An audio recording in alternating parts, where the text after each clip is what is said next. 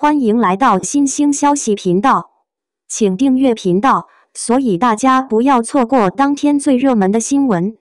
我們今天的時事通訊包括以下內容：趙麗穎憔悴了，身形下垂了出贅肉，眼袋深妝容怪，被迫宣傳無奈。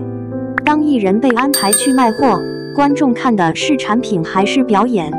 趙麗穎的直播尷尬與楊冪的自然表現形成鮮明對比，揭示了專業準備與團隊把控的重要性。鏡頭不會放過疲憊與倉促，而真誠的表演才能贏得信任。明星帶貨的那一刻，鏡頭前的光鮮和幕後的尷尬。趙麗穎進了直播間，鏡頭不大，她站在那兒，臉上妝容厚重，手插着裙兜，眼神偶有飄忽。講台上的話像是練了半天卻忘了台詞。觀眾在屏幕另一頭刷着彈幕，有人直言這次狀態不對勁，也有人替他着急。這一幕把人拉回到一個問題：當藝人被安排去賣貨，觀眾看的是產品還是看表演？這件事比想象中複雜。前幾天白鹿在劇組殺青時說自己頭疼，隨後又去染了粉色頭髮，把眉毛也改了個色。旁人看着覺得心疼，粉絲看着擔心，頭都疼了還往頭上抹那一堆化學品，這可行嗎？白鹿出席活動穿了一件黑色開叉裙，戴着眼鏡，整體風格像是拼貼出來的，兩邊不搭。現場她時不時拽裙子，那動作像在和走光賽跑，直白的尷尬把人笑出來。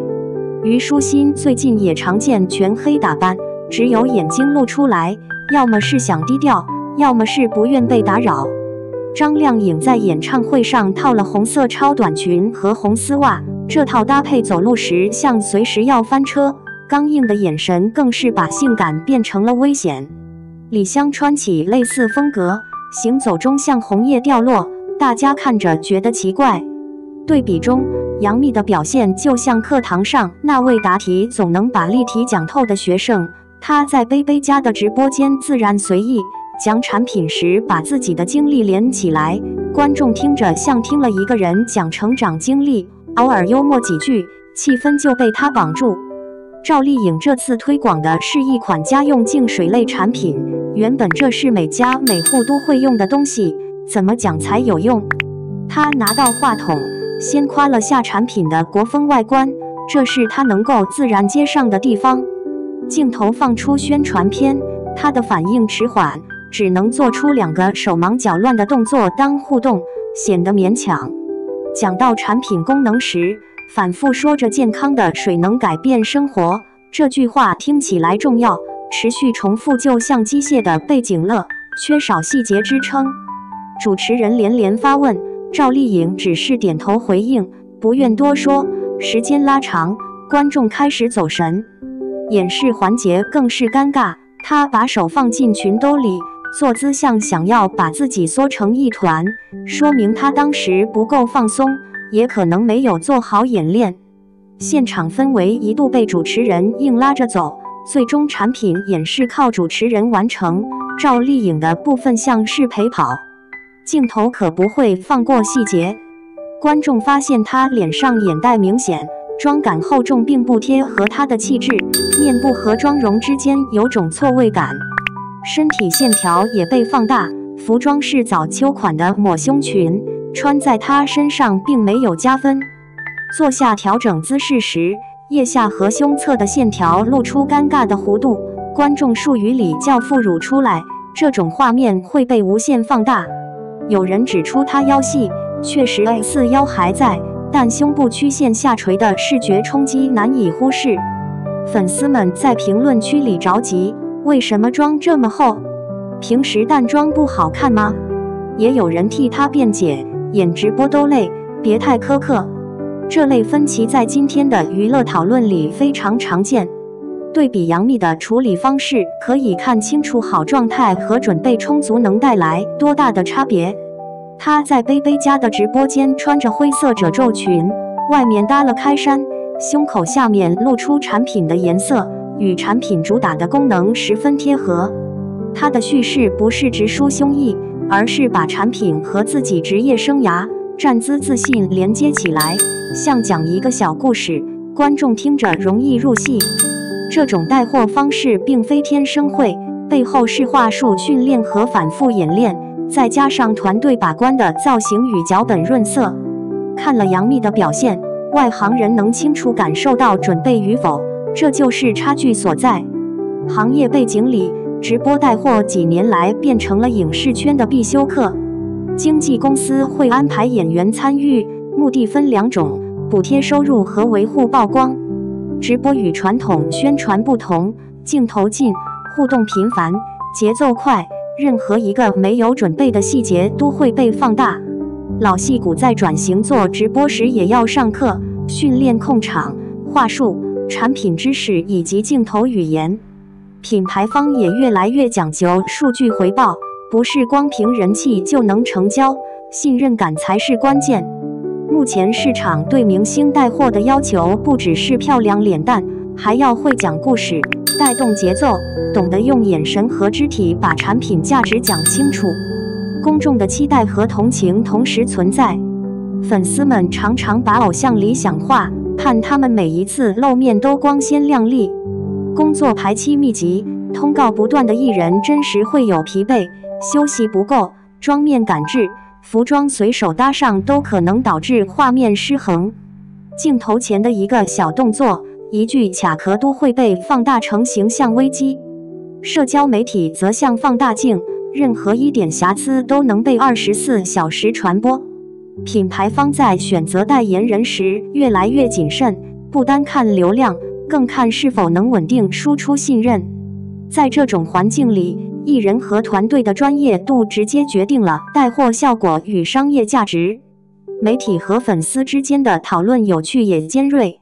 有人說藝人應該多一點被理解，畢竟長期工作會有狀態浮動。有人則堅持商業合作就是專業表演，不把產品推好就是失職。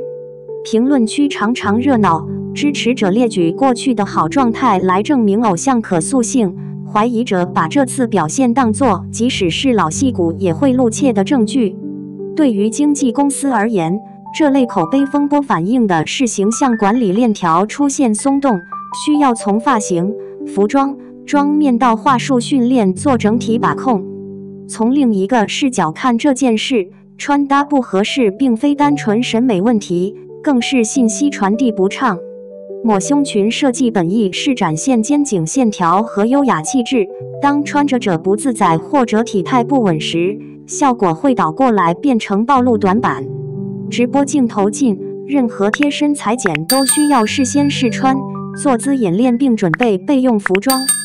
妝面也是同理，厚重修容在鏡頭下有時比不上自然光感，尤其當藝人面帶疲態，會顯得妝殘與發亮並存。團隊放任幾項細節都沒剪，說到底是對這次露面的重視程度不足。行業裡有成套的應對方法，經驗多的團隊會在每次活動前做彩排、拍攝試鏡、調整服裝並準備緊急替換。對於直播，話術卡片、關鍵詞清單和互動點需要提前定好。主持人與嘉賓的配合也需演練，主持人的任務是當場救場和引導節奏，嘉賓則負責情緒輸出與信任建立。當一方失誤，另一方可臨時接刀，但長期頻繁出現這類場面，會影響品牌方對藝人商業價值的判斷。娛樂圈的變化讓觀眾更難滿足，快節奏帶來感官疲勞，觀眾在刷屏10分鐘就會跳過去。